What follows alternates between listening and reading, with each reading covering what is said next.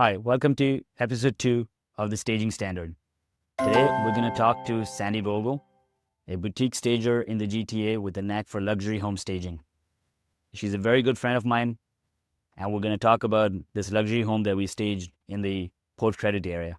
So let's chat. Hi, Sandy, and welcome to the podcast. Hi, Juzar. Good to be here. For our viewers, if you just want to give a quick introduction about yourself and what drew you to home staging. Yeah, I'm really excited to be here, first of all. So thank you for having me. A little bit about how it got started. I've always kind of had a passion for home decor and enjoyed, home interiors a lot. When I got started, it wasn't actually something that I planned on doing for a long period of time, but it just ended up being in my cards. I was actually selling my own investment condo, and the realtor at the time had suggested getting it staged.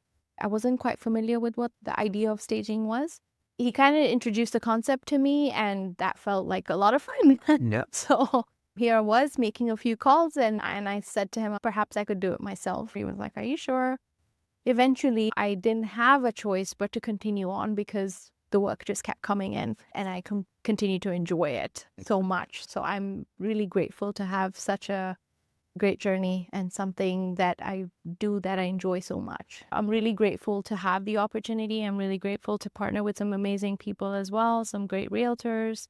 And sometimes it's even just homeowners who want to do it themselves, and they reach out and you just go from there. You also did a course in interior design and staging as well, right? So I did go to Ultimate Academy for the staging course. At that point, I had been staging for a while, but it was just something I felt that I wanted to have in my back pocket and make sure that I am actually using all the tips and tricks that they offer. Found it super helpful. And for any newbies out there that are wanting to advance themselves in the staging world, I would definitely recommend. You have a full-time job as well, Yes. right? You do this full-time too, and then a house full of kids. And how are you juggling that? A lot of the times we have this mindset that we can only do one thing and excel at only one thing. I feel like more and more people have started to appreciate that you can do it all. You also know that you have a team behind you as well. We've been really grateful because we've had the opportunity to have the work come in, and you just flex, right? You Yep. flex with the resources. For example, the managed storage that you have. Sure. That was something that really helped me because I knew exactly where my inventory was. I know that piece was taken care of, and I could focus on the things that I really enjoy doing. Whenever I've called you up and I've said, Juzar, I have something and it's coming in 2 days and I need to make it happen, I feel like you guys have always kind of delivered and been there. And I know it's like a trusted partnership that I can just rely on. Yeah, and we certainly appreciate that. On that note, let's talk a little bit about this home, right? So when you first walked into this space, what was your first impression? Yeah, so this project was very unique. I think the homeowners had tried to take it upon themselves to stage it. A lot of the times I use this example with a lot of my clients. I ask them if they use accountants to do their taxes, and I know some people do their taxes themselves, so God bless them. But I'm not one of those people. So I always try to give this example of like, we do take our taxes to someone who does have an expertise in that area. And why do we do that? Because we know that we can rely on them and trust them to get the job done. Correct. And get it done appropriately, accurately. And so why do you call a stager to do the job? It's because they will look at things from an eye or from a perspective that perhaps you're not looking at. So, of course, this is an absolutely gorgeous home. Anyone will walk in and feel like, oh my God, this place is amazing. I can see myself here. But I think what makes the difference is just how you present it and how you make the space look functional for a potential home buyer, right? So in this space, I felt like slim pickings were just put into the space just to kind of make it look like, okay, this is the living room. So when we came in, I felt like justice was not done to the Correct. property. And so, of course, I wanted to come in and make sure that it looks and feels the part. And there was other listings in the area as well, which obviously when you look at, they're well presented. So, the realtor was like, I want it to look the part as well. And so, we did just that. Of course, in terms of slim pickings, The fact of the matter was that those slim pickings were from our inventory. I know. Right. So it goes to show that it's not just the furniture. Exactly. It's the vision. It's not just about using the furniture and just placing them in.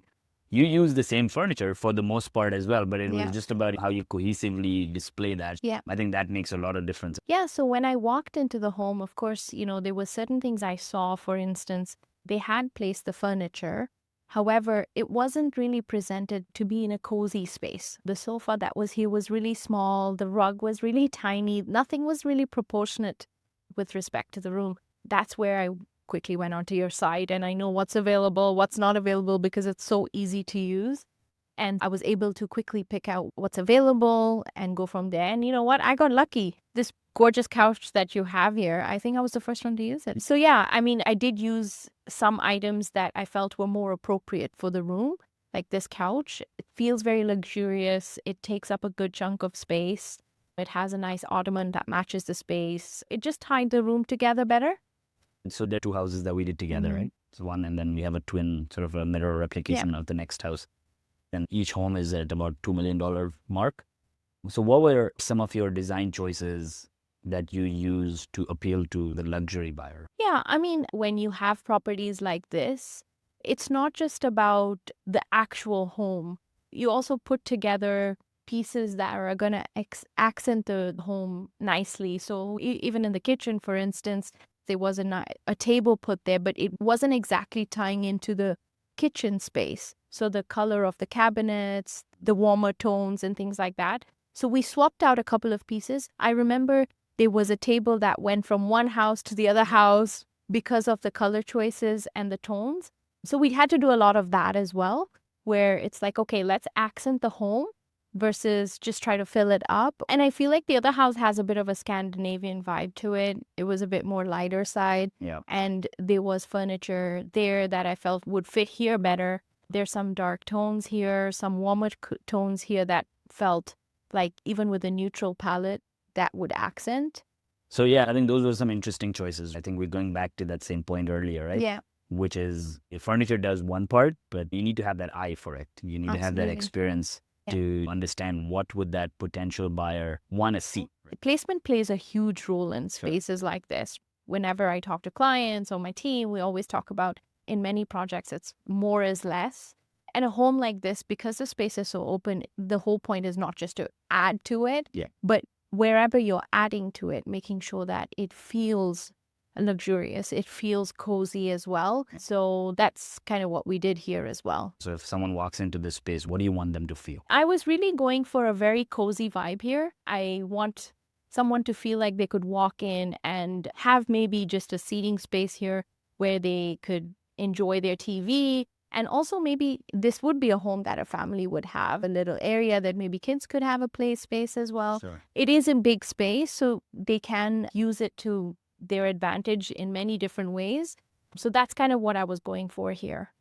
Any particular thoughts on the architecture of this house? Were there any specific challenges with how this house is built? And how did you kind of overcome that? I think the home, it's really beautifully built.